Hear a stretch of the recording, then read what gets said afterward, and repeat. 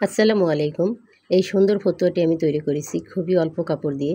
আর এই অল্প কাপড় হচ্ছে জামার সাইড থেকে বেঁচে যাওয়া টুকরো কাপড়। এই টুকরো কাপড় দিয়ে আমি 2 বছরের বাচ্চার জন্য এই ফতুয়াটি তৈরি করেছি। তা এই ফতুয়াটি আমি কিভাবে কাটিং করেছি এবং সেলাই করেছি দেখতে হলে পুরো ভিডিওর পাশেই থাকতে হবে। তো এই যে দেখেন ফতুয়ার সাইডে আমি ডিজাইন করেছি এবং পাইপিংয়ের যে ফিনিশিংটা, এই ফিনিশিংটা আপনারা অবশ্যই ফলো করবেন। দেখেন আমি কি সুন্দর করে পাইপিংয়ের ফিনিশিংটা দিয়েছি।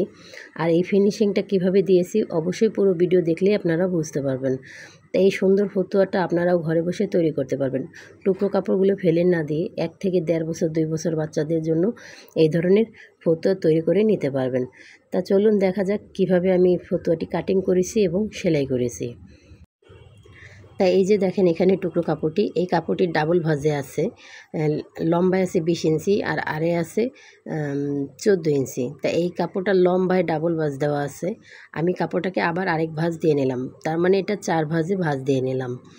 এখন এই কাপড়টাকে আমি এই যে বন্ধ পাশ আর আমার পাশে আরেকটা বন্ধ পাশের সাইড দেখতে পাচ্ছেন, বন্ধ পাশ ঘুরিয়ে নিলাম, এক সাইড আমার দিকে আরেকটা পাশ ঘুরিয়ে নিলাম।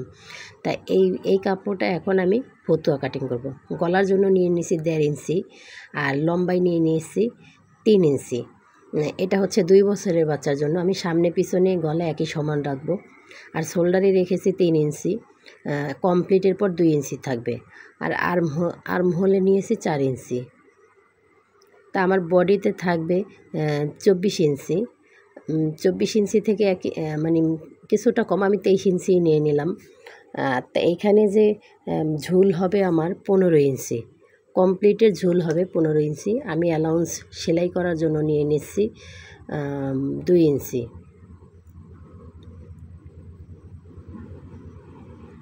এই যে দেখেন আমি সেলাই করার জন্য 2 ইঞ্চিতে দাগ দিয়ে দিলাম। আর এখন হচ্ছে গিয়ে এই যে আমরা যে একটা ডিজাইন দেব, মানে মোবাইল কাটের যে ডিজাইনটা সাইডে যে ফাড়া হবে, সেই ফাড়ার ডিজাইনটা দেওয়ার জন্য মাঝখানে একটি মাপ দিয়ে শেপ দিয়ে নিচ্ছি। এখন আমি কাটিং করে নেব।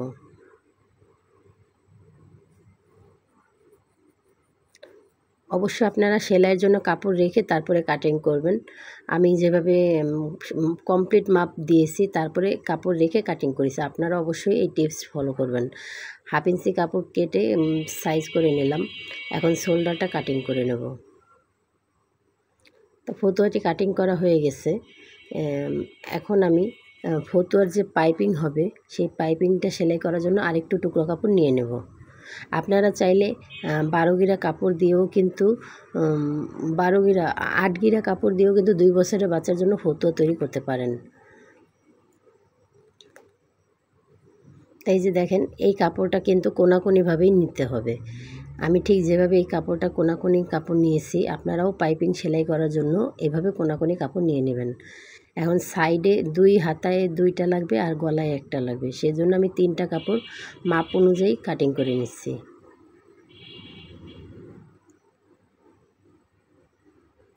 তারপরে যে বোতাম ঘর এবং গার্ড ঘর বানাতে হবে, মানে বক্স প্লেট এবং বাটন প্লেট, সেই বাটন প্লেট এবং বক্স প্লেটের জন্য আমি কাপড় কাটিং করে নিচ্ছি।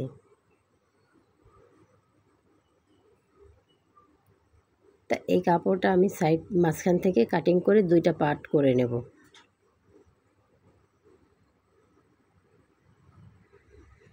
তা এখন চলে আসলাম সেলাই করতে। এখানে 2 পার্ট একসাথেই আছে, আমি এই একসাথে ধরেই শোল্ডার জয়েন করে নেব।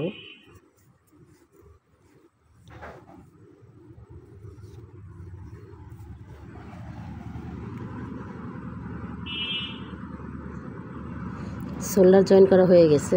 এখন আমি যে পাইপিং কাটিং করে রেখেছিলাম, পাইপিংটাকে ডাবল ভাঁজ দিয়ে তারপরে 1 ফিট অনুযায়ী অ্যালাউন্স রেখে সেলাই করতে হবে। অবশ্যই এই শেপের জায়গাটা অল্প অল্প করে সেলাই করবেন, বেশি টানাটানি করলে কিন্তু শেপটা নষ্ট হয়ে যাবে।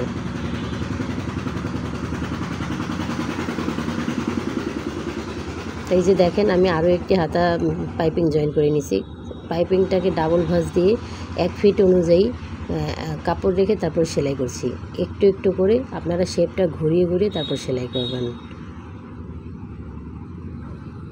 আর এই ক্ষেত্রে আমি এখানে কোনো কাটিং করব না, কাটিং করলে স্লিপের যে আর্ম শেপ সেই শেপটা নষ্ট হয়ে যাবে, তখন পাইপিং জয়েন করার পর ভালো দেখা যাবে না।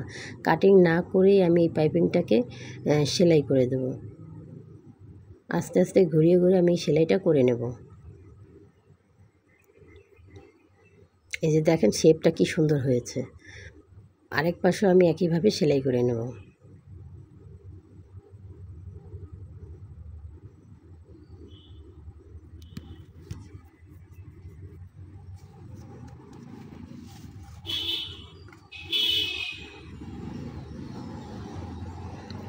তাই যে দেখেন অল্প অল্প শেপের ঠিক করে আমি সেলাইটা দিয়ে নিয়েছি।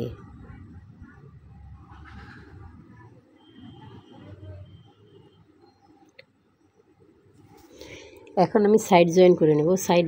সাইডে আমি 23 ইঞ্চি রেখে তারপরে সেলাই করে নেব।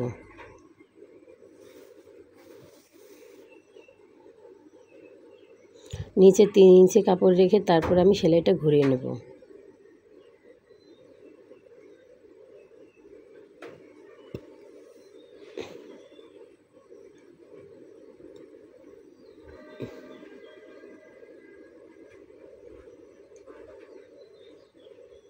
এখন আমি সামনে ফ্রন্ট পার্ট করার জন্য বাটন ঘরে সেলাই করার জন্য এক পার্ট কাটিং করে নেব। আপনারা অবশ্যই খেয়াল রাখতে হবে, যদি পিছনের গলা ছোট দেন তাহলে যেই সামনের পার্টের গলাটা বড় দিয়েছেন সেই পার্টই কাটিং করবেন। আমি যেহেতু সামনে পিছে এক সমান দিয়েছি, যে কোনো এক পার্ট কাটিং করে নিয়েছি। এখন আমি এই এক পার্ট জয়েন করে নেব। বক্স প্লেটের জন্য একটি কাপড় কাটিং করে রেখেছিলাম, 2টি কাপড়, তার মধ্যে একটি কাপড় আমি সেলাই করে নেব। আর এই কাপড়টাকে 3 ভাঁজ দিলে অবশ্যই একটু শক্ত হবে, তখন আর ফিউজিংয়ের প্রয়োজন হয় না। আমরা ঘরে যারা টেলারিং কাজ করি গ্রাম অঞ্চলে, তারা সচরাচর ফিউজিংটা ব্যবহার করি না। সেই ক্ষেত্রে তাদেরকে বলবো যে আপনারা 3 ভাঁজ করে যদি এই কাপড়টা দেন তাহলে ফিউজিংয়ের মতো একটু হার্ড হবে, শক্ত হবে। এই যে দেখেন সেমভাবে আমি আরও একটি ঘর তৈরি করে নেব।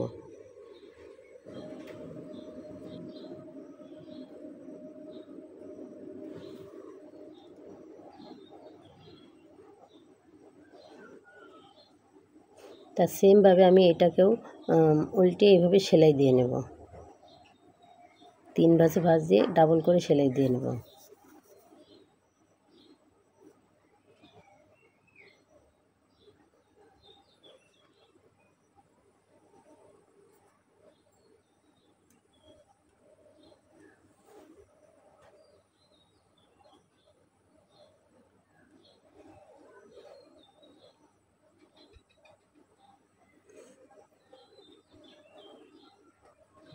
তো আমার বক্স প্লেট বাটন প্লেট হয়ে গেছে। এখন আমি হেমের সেলাইটা করে নেব। হেমের সেলাই করার আগে এই যে মোবাইলের যে ডিজাইনটা আছে, মোবাইল কাট ডিজাইন বা ডিভাইডার ডিজাইন, আপনারা যে যা বলেন আর কি, তা এই সেলাইটা আমি করে নেব।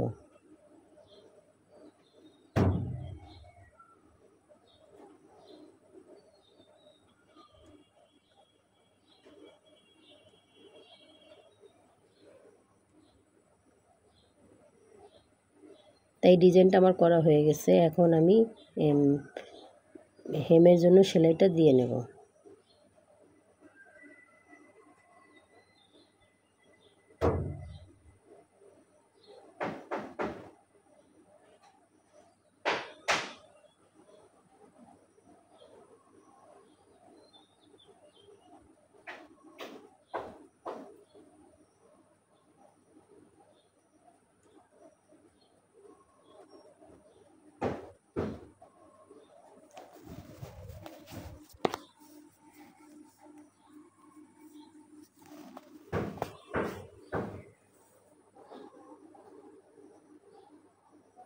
তো এই যে দেখেন হেমের সেলাইগুলো আমার দেওয়া কমপ্লিট হয়ে গেছে।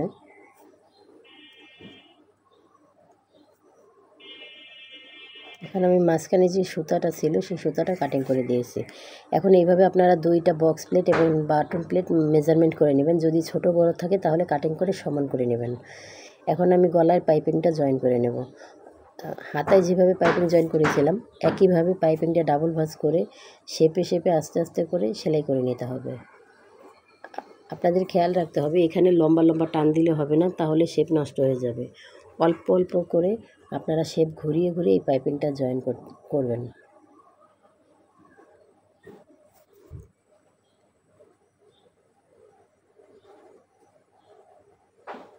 তা গলার পাইপিংটা জয়েন করা হয়ে গেছে। এখন আবার আমরা উল্টিয়ে তারপর আবার সেলাইটা দিয়ে নেব। তো প্রিয় ভাই ও বোনেরা, আপনারা যারা আমার ভিডিওটা দেখেছেন বা দেখছেন, তাদেরকে বলছি যে যদি আমার ভিডিওটা ভালো লাগে অবশ্যই ভিডিওতে একটি লাইক দিয়ে দেবেন। আপনারা হচ্ছেন আমার অনুপ্রেরণা। আপনারা একটা লাইক দিলে আমার ভিডিওটা আরও অনেক পাবলিকের কাছে যায়, তখন আরও বেশি বেশি ভিউ আসে। আর আপনারা অবশ্যই আমার চ্যানেলটা সাবস্ক্রাইব করে দেবেন যদি আমার ভিডিওগুলো ভালো লাগে, যদি আমি আপনাদেরকে কাজটি সঠিকভাবে বোঝাতে পারি। আর যদি ব্যর্থ হই তাহলে অবশ্যই আমাকে কমেন্ট করে বলবেন যে আমার কোথায় কী সমস্যা হয়েছে। যেহেতু আমি নতুন কন্টেন্ট তৈরি করছি, আমি আপনাদেরকে এই ভিডিওতে কাজ বোঝানোর জন্য, দেখানোর জন্য চেষ্টা করছি। অবশ্যই আপনাদের বুঝতে সমস্যা হলে কমেন্ট করবেন। আর আমি হচ্ছে গিয়ে এই চ্যানেলটা নতুন করেছি এবং আপনাদের সাথে শেয়ার করার চেষ্টা করছি। আপনারা যারা আমার ভিডিওগুলো দেখেন, যদি ভালো লাগে অবশ্যই লাইক দেবেন, কমেন্ট করবেন এবং চ্যানেলটা সাবস্ক্রাইব করে পাশেই থাকবেন। আপনারা সবাই ভালো থাকবেন। খোদা হাফেজ।